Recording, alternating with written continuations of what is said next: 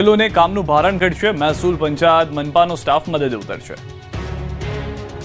દેશભરમાં એસઆઈઆરની કામગીરી ચાલી રહી છે, જેને લઈને બીએલઓના ટપોટપ મોત થઈ રહ્યા છે। એસઆઈઆરની કામગીરી ભાरणરૂપ લાગી રહી છે। ઠેર ઠેરથી વિરોધ પણ ઉઠવા લાગ્યો છે। ત્યારે અમદાવાદમાં બીએલઓના કામનું ભારણ ઘટાડવા નિર્ણય કરાયો છે। અમદાવાદમાં બીએલઓને મોટો સહારો મળશે અને હવે બીએલઓની મદદે મહેસૂલ પંચાયત મનપાનો સ્ટાફ ઉતરશે। બીએલઓને ફોર્મ કલેક્શનથી લઈ ડિજિટલાઇઝેશન સુધી સહાય કરશે મહેસૂલ પંચાયત અને મનપાના કર્મચારીઓ। શહેરમાં કાર્યરત 5524 બીએલઓને મદદ માટે આશરે 3000 કર્મચારીઓને ઓર્ડર કરવામાં આવ્યા છે। આ કર્મચારીઓ એમ્યુરેશન બાદ ભરાયેલા ફોર્મ્સ પરત લેવા, ડિજિટલાઇઝેશન કરવા તથા જરૂરી સ્થળે મેદાની કામગીરી સંભાળશે। તાજેતરમાં એસઆઈઆરની કામગીરી દરમિયાન વધી રહેલા તણાવને કારણે 5 બીએલઓના હાર્ટ એટેકથી મોત અને 1 આત્મહત્યાના બનાવ સામે આવતા નિર્ણય લેવાયો છે। એસઆઈઆરને લઈને ભાજપની મહત્વની બેઠક મળી। રાજ્યમાં એસઆઈઆરની ચાલતી કામગીરીને લઈને ભાજપ પણ હવે મદદે આવ્યું છે। દરેક બૂથ પર ભાજપના નેતાઓ મુલાકાત લઈ રહ્યા છે। ત્યારે ગાંધીનગરમાં એસઆઈઆરને લઈને ભાજપની મહત્વની બેઠક મળી। કમલમ ખાતે મળેલી બેઠકમાં રાષ્ટ્રીય સંગઠન મહામંત્રીએ કડક સૂચના આપી।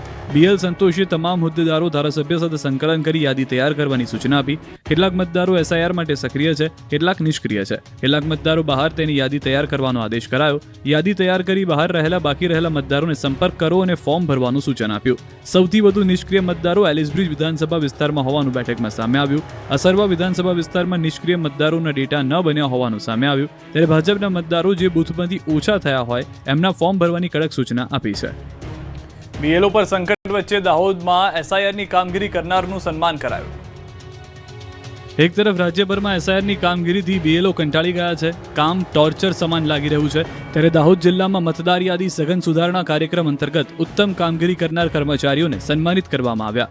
દાહોદના કલેક્ટર યોગેશ નિરગુડે દ્વારા શ્રેષ્ઠ કામગીરી કરનાર બૂથ લેવલ ઓફિસર અને સુપરવાઇઝરને સન્માનપત્ર આપી પ્રોત્સાહિત કરવામાં આવ્યા। ઝડપી, ચોકસાઈપૂર્ણ અને જવાબદારીપૂર્વક કામગીરી કરનાર બીએલઓને વધાવી લેવાયા। કાર્યક્રમ દરમિયાન બીએલઓ સહિતની ટીમે પોતાના અનુભવ શેર કર્યા અને ભવિષ્યમાં વધુ અસરકારક કામગીરી કરવાનો સંકલ્પ વ્યક્ત કર્યો। આ તરફ મહેસાણા જિલ્લામાં એસઆઈઆરની કામગીરી કરનારનું પણ સન્માન કરવામાં આવ્યું। જિલ્લામાં 17 શિક્ષકોએ 100% કામગીરી પૂર્ણ કરી 100% કામગીરી કરનાર શિક્ષકોનું સન્માન કરાયું। ચૂંટણી અધિકારી દ્વારા સન્માનપત્ર અપાયા। ગેનીબેન ઠાકોર જિગ્નેશ મેવાણીના સમર્થનમાં આવ્યા।